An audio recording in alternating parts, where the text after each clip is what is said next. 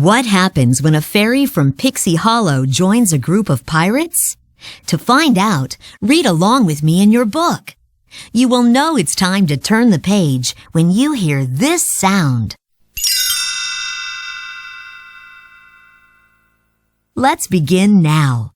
On a beautiful day in Pixie Hollow, a free-spirited fairy named Zarina was hurrying through Sunflower Meadow. Fairies usually flew everywhere, but Zarina preferred to walk. Just enjoying a stroll. Zarina heard the bell chime at the Pixie Dust Depot and quickened her pace. She didn't want to be late. Zarina was a dust keeper fairy at the Pixie Dust Depot. She spent her days tying up small packets of pixie dust. Without it, fairies wouldn't be able to fly.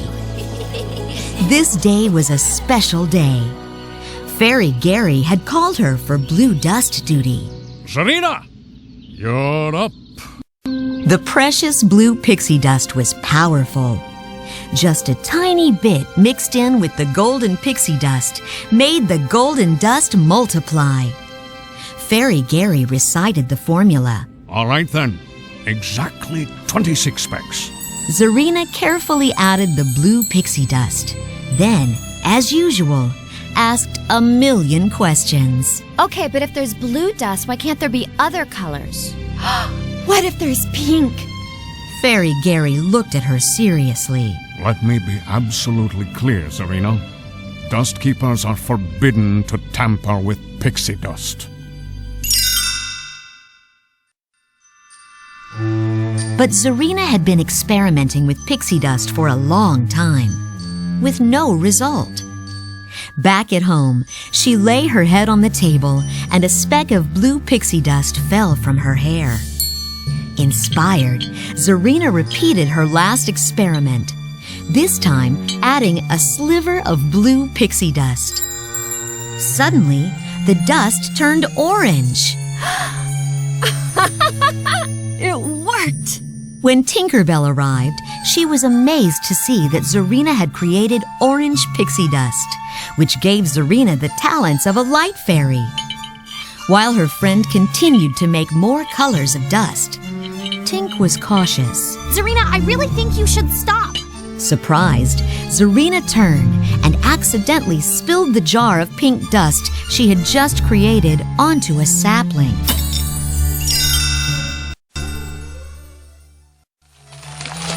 Vines grew everywhere, out of the cottage and across Pixie Hollow, where they burst through the walls of the Pixie Dust Depot. Outside the Dust Depot, Queen Clarion couldn't believe her eyes. Oh, how did this happen? When Fairy Gary saw the pink dust, he knew how it had happened. He was very disappointed in Zarina. You were told not to tamper with pixie dust. I think it's best if you don't come in at all. With a heavy heart, Zarina packed her things and flew away. 1 year later, all of Pixie Hollow gathered for the Four Seasons Festival. Tink and her friends, Fawn, Vidya, Silvermist, Rosetta, and Iridessa, were backstage at the amphitheater getting ready to perform.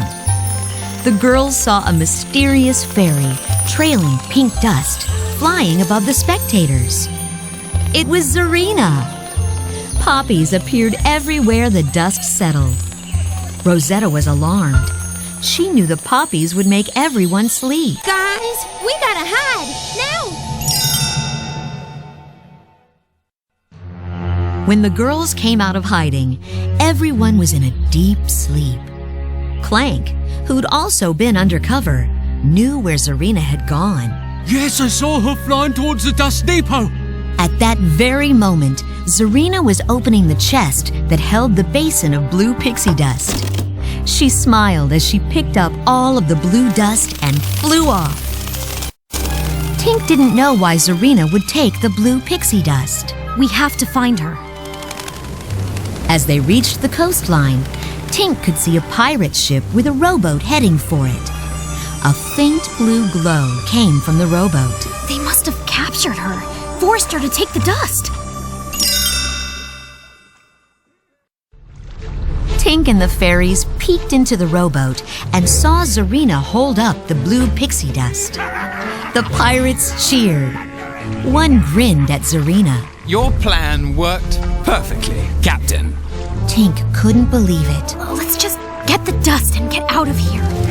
The fairies used their talents to confuse the pirates and grab the dust. But Zarina chased the girls and threw multicolored dust at them. The fairies fell backward, right into a waterfall, and Tink lost her grip on the blue pixie dust. When the girls came to, they found that Zarina's dust had switched their outfits and their talents. Rosetta was the fairy who was the most upset. Look at my outfit! Orange is not my color! It took a while to adjust. Tink, now a water fairy, finally figured out how to part the waterfall, but only for a short time. The water pushed the girls down a leaf slide and onto the beach.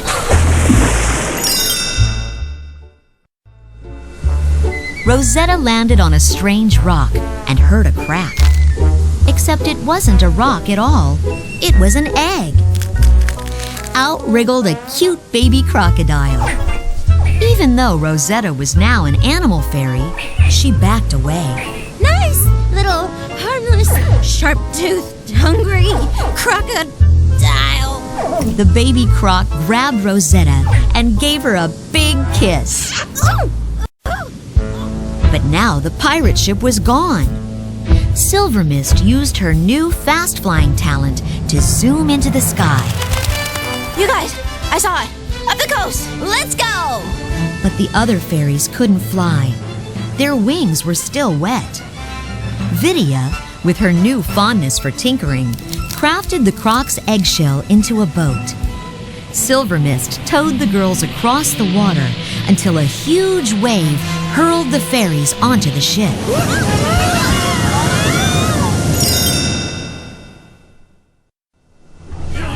Tink and the girls hid as the pirates, led by James the cabin boy, toasted Zarina.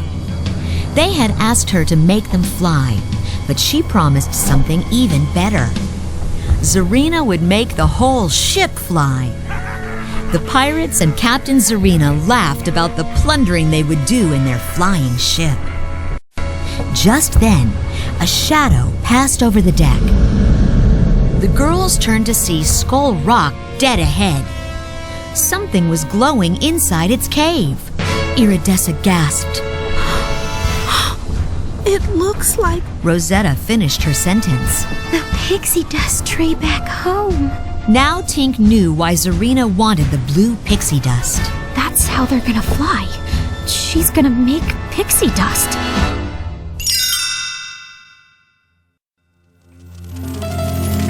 Staying out of sight, Tink, Silver Mist, and Vidya followed Zarina to her cabin. She was preparing the blue pixie dust for the tree. James set a plate of food in front of her, watching as Zarina worked. So the secret is the infusion of the blue dust directly into the tree. Very impressive, Captain. Zarina flew up into the pixie dust tree with a vial of blue pixie dust. Tink and the fairies wanted to sneak up on her, but Iridessa, who hadn't yet mastered her new garden fairy talents, accidentally touched a branch. It grew and grew, carrying the girls right up to Zarina. Tink pleaded with her to come home, but Zarina wouldn't hear of it. I'll never go back to Pixie Hollow.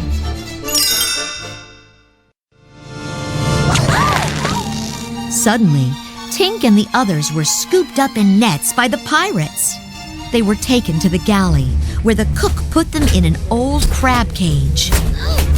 The girls tried their best to escape, but the cook saw them and dropped a sack of potatoes on the cage to hold it in place. Vidya sighed. Anybody else got an idea? Meanwhile, Zarina added the blue pixie dust to the tree. Golden pixie dust flowed from the tree into a barrel. James was in awe. Just imagine, flying like a bird. What's it like? Zarina sprinkled James with golden dust, and the two of them soared through the air. But when they landed, James turned on Zarina, locking her in a lantern. Now that he had the dust, he had no use for Zarina.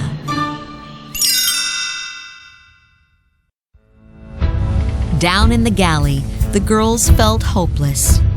There seemed to be no way to escape. Just then, the baby croc crawled through a porthole. He had come to find Rosetta.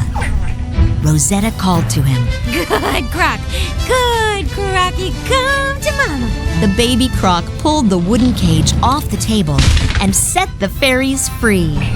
But the ship, now covered in pixie dust, began to fly. James sneered at Zarina and tossed her into the sea. Bon voyage, little captain. Tink and the girls raced to save Zarina. They pulled the sinking lantern back to the surface and with all their might forced the door open just in time.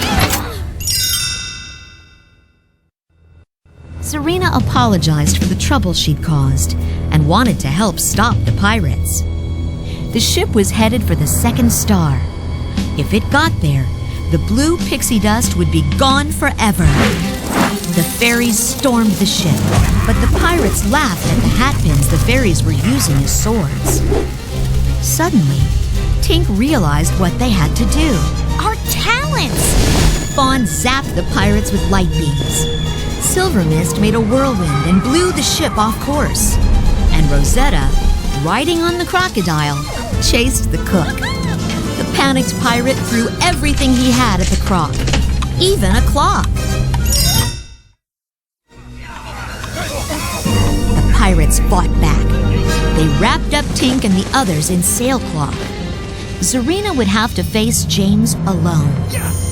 Zarina and James fought, and the blue pixie dust went back and forth between the two of them. Suddenly, the ship began to tip over. James hung tightly onto a mast, but when he saw the golden dust falling into the ocean, he reached for it, and he fell too. Zarina was trying to free the girls when James, covered in pixie dust, flew up behind her. He took back the vial of blue pixie dust, spilling one speck. James told her to keep it, but Zarina threw the speck back at him. I think you should have it all.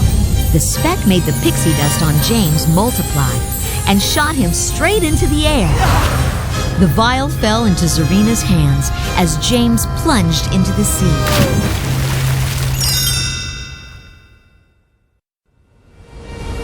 The fairies congratulated each other and turned the ship around.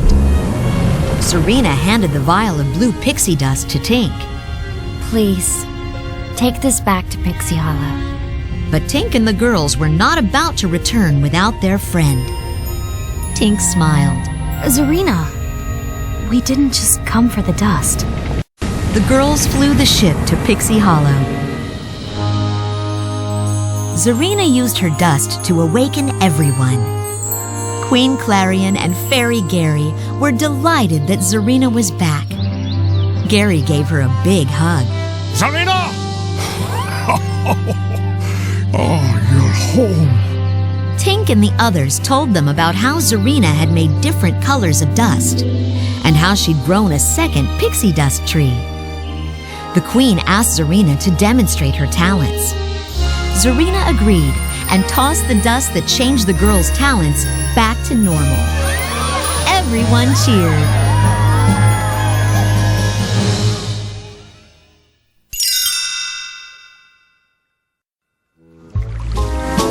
Far from Pixie Hollow, James was still adrift in the ocean when another pirate ship pulled alongside him.